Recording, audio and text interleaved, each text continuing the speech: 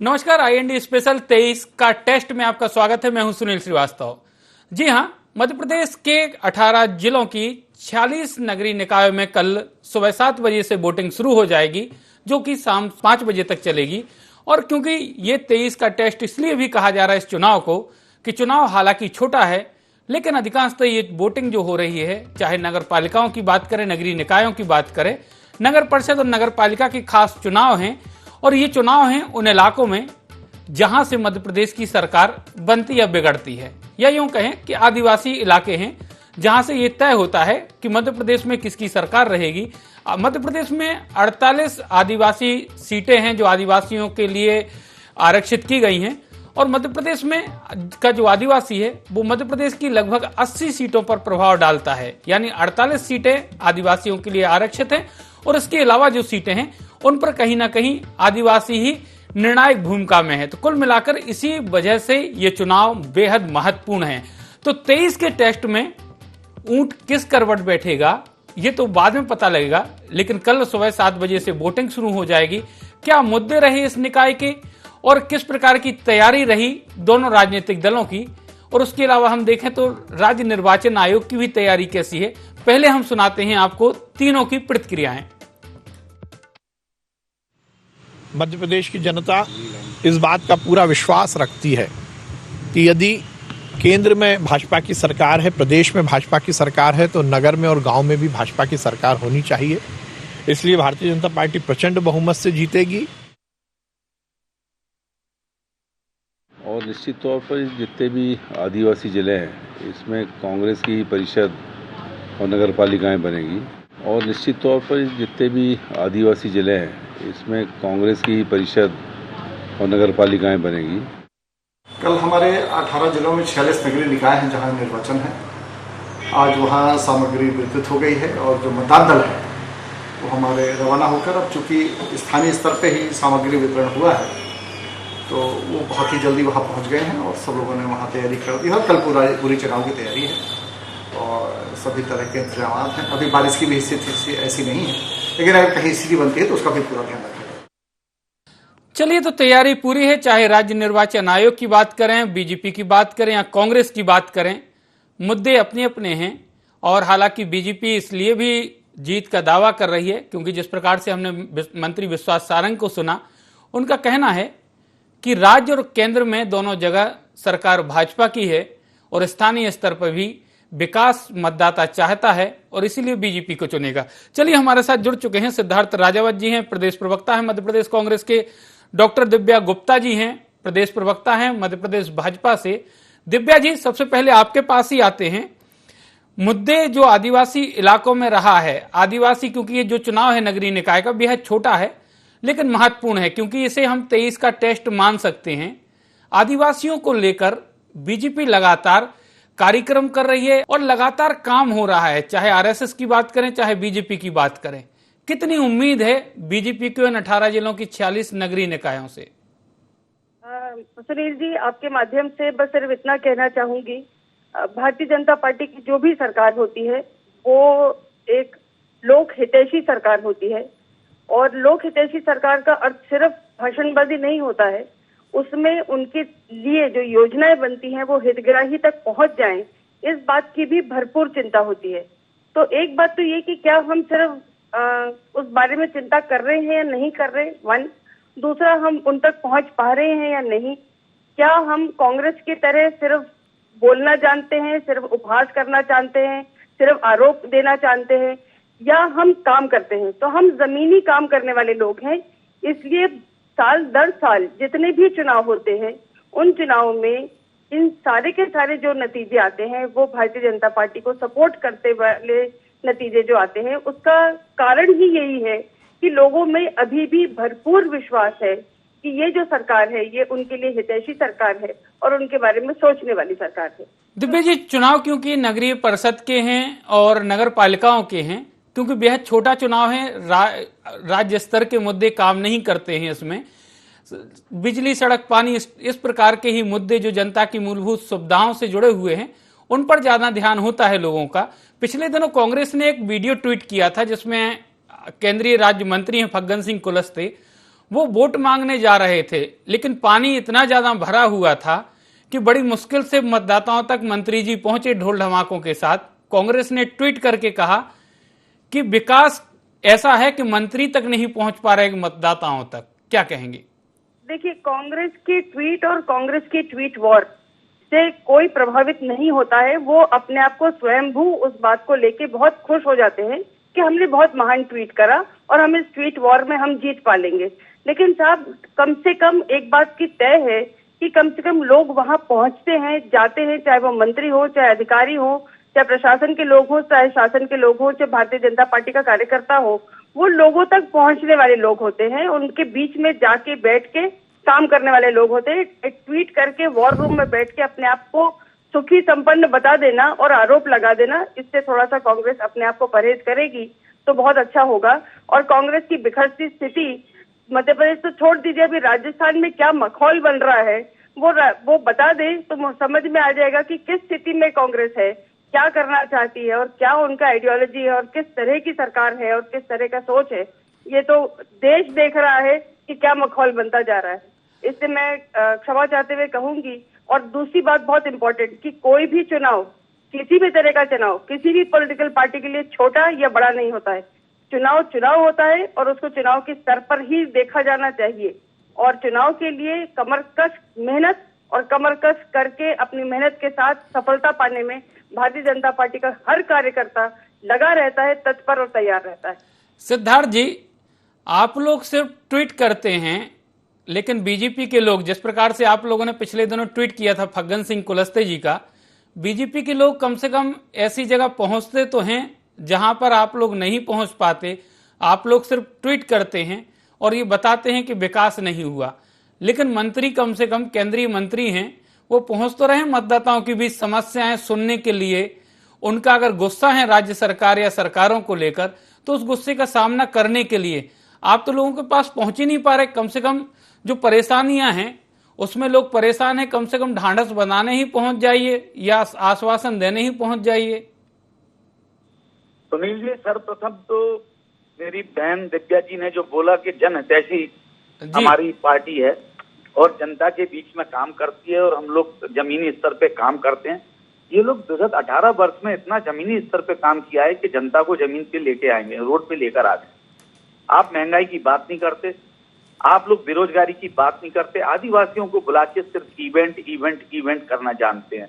और जब आदिवासी युवा आवाज उठाता है तो उनको गाड़ियों में बैठाकर 70 किलोमीटर दूर भेज दिया जाता है, उनको छुड़वा दिया जाता है, बेचारों को भूखे प्यासे पैदल जाते हैं। ये तो इनका विकास है। अभी बड़े आदरणीय हमारे मंत्री विश्वास सारंग जी बड़ी बात डींगे हाँक रहे थे कि केंद्र में हमारी सरकार है, मध्य प्रदेश में हमारी सरकार है।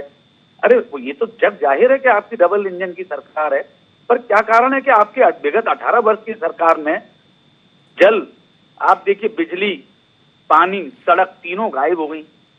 आप देखिए अभी 11 डैम बह गए।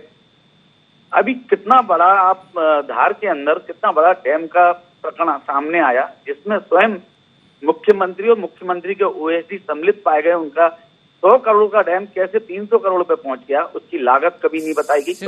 सिद्धार्थ जी, हम डैम और तमाम इन चीजों पर लगातार बात करते हैं। कल वोटिंग है 18 जिलों की 46 नगरीय निकाय, उनमें कांग्रेस की तैयारी कैसी रही? कमलनाथ जी क्योंकि बालाघाट भी गए, छिंदवाड़ा भी गए और जगहों पर भी कमलनाथ जी भी गए, शिवराज जी ने भी लगातार दौरे किए। उस चुनाव से की बात हो रही है कि उस चुनाव के मुद्दे क्या हैं और आप लोगों का एजेंडा क्या है, क्योंकि राज्य स्तर के और राष्ट्रीय स्तर के मुद्दे तो काम आएंगे नहीं। यहाँ सड़क बिजली पानी ही काम आने वाला है। बोल रहा हूँ, सड़क बिजली पानी पे ही बात करना चाहिए, इसीलिए ये अंतर्राष्ट्रीय और राष्ट्रीय लेवल पे पहुंच जाते हैं और प्रदेश की बात को भूल जाते हैं। माननीय कमलनाथ जी ने पूर्व में भी बोला था, हम लोग पंचायत चुनाव में भारी प्रचंड बहुमत के साथ जीत रहे थे, तब पुलिस पैसा प्रशासन किस प्रकार से खर्च किया गया, उसके बावजूद आज कांग्रेस को जनता पसंद कर रही है। माननीय कमलनाथ जी के नेतृत्व में जनता जानती है कि कमलनाथ जी एकमात्र हैं जो आज हमको कहीं ना कहीं हमारे को सहारा दे सकते हैं। 100 रुपए में 100 यूनिट बिजली माननीय कमलनाथ जी ने की थी। आज गरीबों के बिल 3-3 हजार 4-4 हजार आ रहे हैं। आज उनका जीवन यापन पूरी तरह से प्रभावित है और आप आगे आगामी जो 23 का चुनाव है उसको देखते हुए आप देखिए अभी हमारा जो आदिवासी क्षेत्र है वहां पे भी हमको प्रचंड बहुमत मिल रहा है। माननीय कमलनाथ जी को जनता चाह रही है और आने वाले समय में हमारा जो मुद्दा रहेगा सड़क, बिजली, पानी तीनों हैं, जो 18 जिलों में जो चुनाव होने जा रहे हैं उसमें आप देखिए कांग्रेस को भारी बहुमत मिलेगा। संदीप सर, नगरीय निकाय क्षेत्र क्योंकि बेहद छोटे हैं लेकिन महत्वपूर्ण इसलिए क्योंकि आदिवासी इलाके हैं। बीजेपी की भी नजर आदिवासी वोटर्स पर है और कांग्रेस की अगर बात करें तो 2018 के चुनाव में कांग्रेस 48 में से ज्यादा सीटें कांग्रेस की थी। बीजेपी महज 16 सीटों पर ही सिमट कर रह गई थी उन 48 सीटों में से। तो बीजेपी और कांग्रेस दोनों का ही वोटर यहां फोकस जो है वो आदिवासी वोटर्स पर है। तो क्या लगता है, निकाय के मुद्दे पर कोई चर्चा नहीं है, सिर्फ अपने विकास, और यहां पर जिस प्रकार से कांग्रेस कह रही है कि 18 सालों का क्या विकास हुआ, सिर्फ सवाल है और विकास की बात हो रही है। स्थानीय स्तर पे मुद्दे, क्योंकि फग्गन सिंह कुलस्ते जी का जिक्र किया मैंने, जिस प्रकार का वो वीडियो वायरल हुआ था, तो स्थानीय स्तर के मुद्दे गायब हैं कहीं ना कहीं चुनाव से।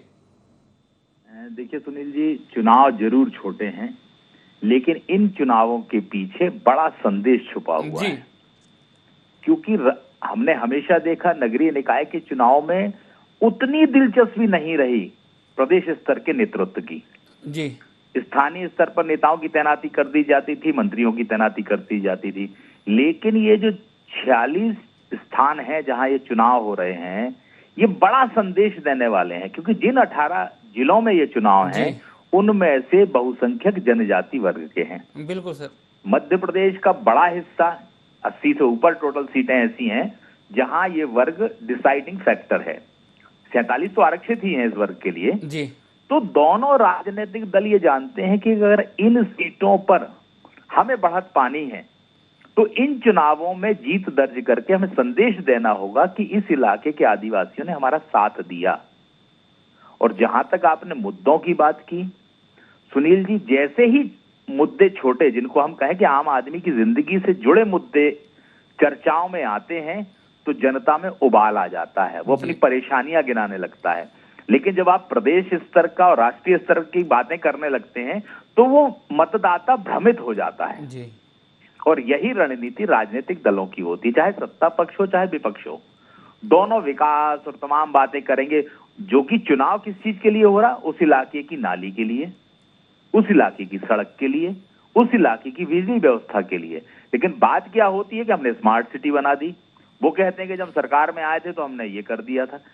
सवाल स्थानीय होने चाहिए और जवाब भी, लेकिन राजनीतिक दल मतदाता को उलझाने के लिए ऐसे बड़े मुद्दे सामने आते हैं जिससे उसके लिए उन बड़े मुद्दों का महत्व हो जाता है और जो छोटे मुद्दे हैं या यूं कहें उसकी आम जिंदगी से जुड़े मुद्दे हैं वो पिछड़ जाते हैं। और उसी रणनीति पर राजनीतिक दल काम कर रहे हैं क्योंकि चुनाव उन्हें जीतना है। क्योंकि चुनाव की बात करें संदीप सर, तो इस चुनाव की अगर हम बात करें तो आदिवासियों के बीच तो ये तक संदेश दिया गया कि जो देश का सर्वोच्च पद है वहां आदिवासी महिला को हमारी पार्टी लेकर आई है, आदिवासियों के हक के लिए हमने बात की है। लेकिन पैसा एक्ट इतने सालों से जो आदिवासियों के हक के लिए है वो कहीं ना कहीं अभी भी मध्य प्रदेश में अटका हुआ है। हालांकि बैठकें हो रही हैं, मुख्यमंत्री जी लगातार प्रयासरत हैं कि कैसे भी करके उसको लागू किया जा सके। तो अधिकारों की बात होती है लेकिन जो अधिकार देने की बात है वो कब मध्य प्रदेश में होगी सर? देखिए सुनील जी, आप बात कहें पैसा एक्ट की या तमाम चीजों की, हमने सारे राजनीतिक दलों की सत्ताएं देखी हैं, चाहे कांग्रेस की हो चाहे वर्तमान में बीजेपी की। क्या आप पाते हैं कि ईमानदारी से आदिवासियों की जिंदगी बदली? जिस स्तर पर हम शहरी लोगों की जिंदगी बदली है या सामान्य वर्ग के जो गांव है उन हालात बदली है वहां की, क्या आदिवासियों को वो हक मिल पाया है? योजनाएं आपकी बहुत अच्छी हो सकती हैं, घोषणाएं आपकी खूब हो सकती हैं, लेकिन आज भी आदिवासी बड़े हिस्से का सुविधाओं से दूर है। और अगर आप उससे घोषणाएं नहीं करेंगे तो लुभाएंगे कैसे? जी। अगर भाई बच्चे को आप लालीपॉप दिखाएंगे तब तो बच्चा आपकी तरफ दौड़ के आएगा। सही सही। तो कहानी कुल मिलाकर की है कि भरमाने के लिए, लुभाने के लिए घोषणाएं होती हैं। मैं ये मानता हूं कि बिजली की समस्या, आदिवासियों को सुविधा मिली, तमाम चीजें, लेकिन आज भी जिस आबादी है, जितनी संख्या है इस वर्ग की, उसमें बहुत कम ऐसे लोग हैं जिनकी जिंदगी में बदलाव आया है। आज भी आप आदिवासी इलाके में चलाइए, मजरे टोरे में जाके आपको लगता है कि हम किस हिंदुस्तान में आ गए हैं। सवाल उठते हैं। लेकिन राजनीतिक दलों के लिए तो वोट चाहिए है, घोषणाएं करेंगे जिनसे आदिवासियों की जिंदगी पूरी तरह बदले। मुझे नहीं लगता कि ऐसा सकारात्मक काम चाहे बीजेपी की सरकार हो और चाहे कांग्रेस की रही हो, उसने आदिवासियों की जिंदगी में आमूलचूल परिवर्तन लाया हो, ऐसा तो बड़े हिस्से में जाके नहीं लगता है मुझे। दिव्या जी, राजनीतिक दलों के हम घोषणा पत्र देखें, चाहे आपका हो, कांग्रेस का हो या दूसरी पार्टियों का हो, जो आदिवासियों की हितैषी बनने की बात करती हैं, जितने बेहतर तरीके से आदिवासियों को हक देने की बात होती है, उनके अधिकारों की बात होती है, उनकी जो समस्या है उनके समाधान की बात होती है, क्या उतनी ईमानदारी से उन चीजों पर काम हो पाता है? क्योंकि हम लगातार देख रहे हैं, जिस प्रकार से संदीप जी ने भी कहा, जिस अनुपात में जितना शहरी विकास हुआ है उस अनुपात में कहीं ना कहीं आदिवासी इलाकों का विकास नहीं हुआ है। मूलभूत समस्याएं आज भी आदिवासी इलाकों में हैं, सरकार की भी अपनी समस्याएं हैं, लेकिन अधिकांशतः अगर बात करें तो शिक्षा से लेकर तमाम आदिवासियों की समस्याएं अब भी उसी तरीके से खड़ी हुई हैं जिस प्रकार से पहले खड़ी हुई थी। सिर्फ हम आदिवासी प्रतीकों की बात कर लेते हैं, आदिवासी यहां पर गौरव की बात कर लेते हैं, लेकिन इसके अलावा भी उतना विकास नहीं हो पाया अब तक। वजह क्या रही? राजनीतिक महत्वाकांक्षा एक बड़ा कारण रही, या फिर राजनीतिक इच्छा शक्ति होनी चाहिए थी, वो राजनीतिक दल नहीं दिखा पाए? माननीय सुनील जी, आपने बहुत एक अच्छा विचार जरूर प्रकट करा, और माननीय संदीप जी बहुत सीनियर हैं, मैं उनकी बहुत तहे दिल से इज्जत करती हूँ, लेकिन मुझे थोड़ा सा ऐसा लगता है कि कभी कभी हमारा पेसिमिस्टिक एटीट्यूड, जिसको हम बोलते हैं कि शायद निराशावादी एक गलत शब्द होगा, लेकिन उसका लिटरल ट्रांसलेशन यही होता है। क्या होता है कि हम इस बात को लेके बिल्कुल नकार नहीं सकते कि विकास हुआ ही नहीं है। विकास हुआ है, शिक्षा का स्तर बढ़ा है, जीवन का स्तर बढ़ा है। हम कभी एक जमाना था जब कभी झाबुआ जाया करते थे, अलीराजपुर जाया करते थे, कुक्षी जाया करते थे, वो इलाका ऐसा इलाका था जो बैकवर्ड के नाम से बैकवर्ड कहलाता था। बिल्कुल। और आज अगर आप कुक्षी, अलीराजपुर, झाबुआ जाएं तो बदली हुई तस्वीर जो दिखाई देती है, मुझे नहीं पता है कि कितना जाना हुआ और किस तरह का जाना हुआ, लेकिन क्योंकि मैं वो दौरे करती हूँ और मैं जाती हूँ, मुझे देख के खुद आश्चर्य होता है। देखिए, आप एक सिर्फ सड़क पहुंचाते हैं, वो सड़क जो होती है वो नाड़ी का काम करती है, और उस नाड़ी के माध्यम से जहां तक ऑक्सीजन जाता है वहां तक ऑक्सीजन पहुंच जाता है।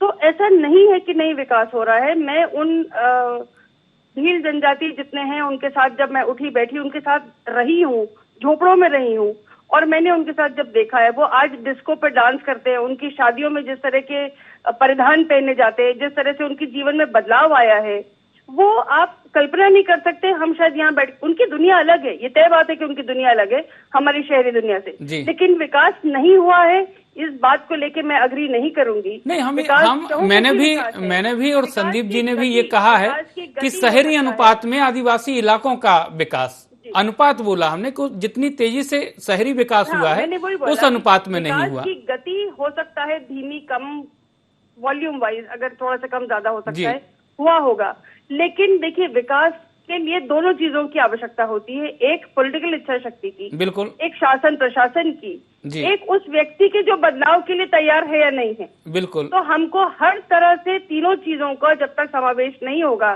तब तक विकास का, चहुमुखी विकास जो होना चाहिए, उस विकास का हम जो रिजल्ट जिस अनुपात में देखना चाहते हैं, देखिए आपको एक सामाजिक परिवर्तन यदि करना है, शिक्षा के लिए, महिला को वहां तक लेके जाने के लिए, आप बहुत छोटी समस्या की अगर मैं बात करूं, मैं तो महिला होने के नाते जब उनके बीच में बैठती हूं तो मेंस्ट्रुअल हाइजीन को लेकर जब हम चर्चा करते हैं, उस बारे में अगर आप ओपन नहीं है तो महिला के बारे में आप कैसे बात करेंगे? तो इस तरह की छोटी छोटी सामाजिक समस्याओं को डील करने के लिए, सामाजिक परिवर्तन लाने के लिए थोड़ा समय जरूर लगता है। गति है, चेंज है, बहुत अच्छा चेंज है, पॉजिटिव चेंज है। हो सकता है गति का अनुपात थोड़ा सा कम ज्यादा होगा, लेकिन बहुत पॉजिटिव चेंज दिखाई देता है, सामाजिक परिवर्तन आ रहा है और बहुत जल्दी धीरे धीरे वो आएगा भी। ये इसको हम अंग्रेजी में कैथारसिस बोलते हैं, कैथारसिस का प्रोसेस होता है। इस प्रोसेस को थोड़ा समय जरूर लगता है, लेकिन सामाजिक परिवर्तन है, विकास है, और विकास यदि नहीं दिखाई देता हो मेरे कांग्रेसी भाई बहनों को, तो मुझे लगता है कि उनको कहीं ना कहीं अपनी सोच, अपने चश्मे और अपने आइडियाज में कहीं ना कहीं एक बदलाव लाने की जरूरत है। सिद्धार्थ जी, आदिवासियों के रहन सहन से लेके और उनके जीवन यापन की बात करें परिवर्तन आ रहा है, सामाजिक परिवर्तन भी आ रहा है, धीरे धीरे ही सही, लेकिन अगर राजनीतिक परिवर्तन आ गया, क्योंकि ज्यादा सीटें आपकी हैं विधानसभा में उन इलाकों में, अगर राजनीतिक परिवर्तन आ गया तो आपको एक बड़ा नुकसान होगा मध्य प्रदेश में। सुनील जी, सर्वप्रथम तो मेरी बहन दिव्या जी ने अभी इतना बड़ा भाषण दिया, निबंध लिखा आदिवासियों के लिए, तो मैं बता दूं, मैं अलीराजपुर और झाबुआ दोनों का प्रभारी रहा हूं। और जिस प्रकार से उपचुनाव में हमारे जो संवेदनहीन मुख्यमंत्री हैं, उन्होंने जो हेरिटेज शराब बनाने का, महुआ से शराब बना के जो युवा बेरोजगार हैं उनको जो एक नई लाइन दी थी, पहली बात तो मैं उसकी निंदा करता हूं। और दूसरी बात, जो 1.5 लाख बैकलॉग के पद हैं जो भरे नहीं गए हैं आज तक, जिसमें से आदिवासी बच्चे और जो बच्चियां हैं जो परेशान घूम रहे हैं, जिनको हक मिलना चाहिए वो हक नहीं मिला है। तीसरा पॉइंट मेरा ये है कि 7,832 नाबालिग आदिवासी बच्चियां गायब हैं, टोटल मिला के 13,000, लगभग 13 से 14,000 बच्चियां लॉकडाउन में गायब हैं। 287 करोड़ का आदिवासियों के नाम पे चिट्ठी घोटाला कर लिया जाता है। आदिवासियों का नाम लेते हैं, इवेंट आदिवासियों के नाम पे करते हैं, और उसके बाद सबसे ज्यादा अगर कोई प्रभावित होते हैं तो आदिवासी होते हैं। 4,500 आदिम जाति कल्याण विभाग बंद हो गए। जो वजीफा केंद्र से आता था वो वजीफा विगत 3 साल से आया नहीं है। किस बात पे ये विकास करके बता रही हैं हमारी बहन, इनसे जरा पूछिए आप।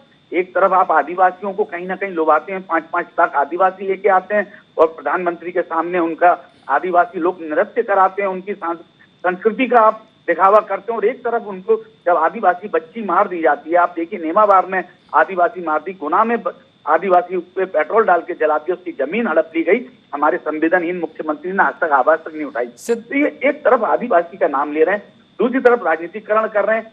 सिद्धार्थ जी, जितनी समस्याएं आपने बताई आदिवासियों की, कि चिक्की घोटाले से लेकर तमाम चीजें, आदिवासियों को भी इसकी जानकारी है कि नहीं, कि उनके नाम पर क्या क्या सरकारी या जिनकी भी सरकारें रही हों, आपकी रही हों, इनकी रही हों या किसी और की रही हों, क्या क्या उनके नाम पे आप लोगों ने किया है, जानकारी है उनको? 2 चुनाव में रह के आया हूं और वहां पे आदिवासियों के नाम पे सिर्फ और सिर्फ छलावा, उनके सिर्फ और नहीं, मैं तो सिर्फ एक सीधा सवाल पूछ रहा हूं कि आदिवासियों को इस चीज की जानकारी है कि उनके नाम पर केंद्र और राज्य से कितना पैसा आता है और पैसा कहां जाता है? इतना बड़ा घोटाला हुआ है, आदिवासियों के नाम पे योजनाएं लागू हो जाती हैं और कागज पे अधिकारी और मंत्री उसको खा जाते हैं। संदीप सर, आदिवासियों को लेकर केंद्र भी संवेदनशील रहता है और राज्य सरकारें भी संवेदनशील होती हैं, चाहे मध्य प्रदेश की हो या दूसरे राज्यों की हो। आदिवासियों को लेकर एक फंड भी होता है बड़ा, लेकिन उस फंड को कैसे खर्च किया जा रहा है, कहां खर्च किया जा रहा है, इसकी जानकारी आदिवासियों को नहीं होती है। अब क्योंकि आदिवासी युवा जो है वो जागरूक भी है, पढ़ा लिखा भी है, और यही वजह है कि गौंडमाना गणतंत्र पार्टी को हम छोड़ दें तो अब आदिवासियों का एक नया संगठन, जिसे जैस कहते हैं, वो खड़ा हो गया और उसने दावा भी ठोक दिया है कि 70 सीटों पर मध्य प्रदेश की इस बार वो चुनाव लड़ेंगे। अगर वो चुनाव लड़ेंगे तो मध्य प्रदेश में भाजपा और कांग्रेस के लिए कितना कठिन हो जाएगा 23 का चुनाव। देखिए सुनील जी, जो आपने बजट की बात कही, मैं दुर्भाग्य कहूं या कि शब्द का प्रयोग करूं, मैं सोच नहीं पा रहा हूं जी कि योजनाएं जो बनती हैं उसमें उस वर्ग की हिस्सेदारी नहीं होती जिसे जरूरत है जी। फैसले कहीं और से होते हैं, ये परंपरा है हमारे यहाँ की। आदिवासी की योजनाओं में आदिवासी की कितनी राय ली जाती है। और जहां तक आपने बजट की बात कही, क्या आदिवासी, मुझे लगता है जो पढ़ा लिखा 10-5% आदिवासी है वो जान पाता है कि उसके लिए कोई बजट आता है, वो यही जानता है कोई बजट आता है। नीचे का आदमी तो ये जानता ही नहीं, वो ये सिर्फ जानता है राशन मिलना, आवास मिलना और स्कूल में वजीफा और ड्रेस मिलना, इसके अलावा वो नहीं जानता जी। एक चीज, जहां तक आपने चुनाव की बात कही, अगर वाकई में जयस चुनाव लड़ा, मुझे संदेह है सुनील जी, जी पिछले चुनाव का अनुभव ये बताता है कि कुछ नेता हैं जो सौदेबाजी कर लेंगे, बिल्कुल, और किसी एक राजनीतिक दल का टिकट पा लेंगे। मंशा पर संदेह है मुझे, इसलिए मैं कह रहा हूं क्योंकि पिछली बार भी यही हुआ था जी। और इस बार भी कुछ लोग इसी इंतजाम में है, जुगाड़ में कहें हम, कि वो चाहते हैं उन्हें टिकट मिल जाए किसी भी एक राजनीतिक दल का। लेकिन अगर ईमानदारी से 70 सीटों पर चुनाव लड़ा आदिवासियों ने, तो दोनों की राह बहुत कठिन हो जाएगी, बहुत मुश्किल हो जाएगा दोनों के लिए आसानी से चुनाव जीतना। जिसका अच्छा प्रतिनिधि होगा, जिसका अच्छा उम्मीदवार होगा, जिसकी योजनाएं आदिवासी को लुभा लेंगी जी, वो तो निकल पाएगा। नहीं तो जयस राह को बड़ा मुश्किल बना देगा दोनों राजनीतिक दलों को। लेकिन फिर भी मुझे संदेह है कि जयेश का चुनाव लड़ेगा भी। जी चलिए, आप तीनों मेहमान हमसे जुड़े, आप तीनों का बहुत बहुत धन्यवाद। तो निकाय का काउंटडाउन जो है वो शुरू हो गया है। कल सुबह 7 बजे से शाम 5 बजे तक वोटिंग होगी और रिजल्ट 30 सितंबर को आएंगे। तो क्योंकि 30 सितंबर को जब रिजल्ट आएंगे तब पता लगेगा कि 23 के टेस्ट में कौन पास होता है और कौन फेल होता है। IND स्पेशल में फिलहाल इतना ही। कल फिर किसी मुद्दे के साथ आपके सामने हाजिर होंगे। तब तक हमें दीजिए इजाजत। नमस्कार।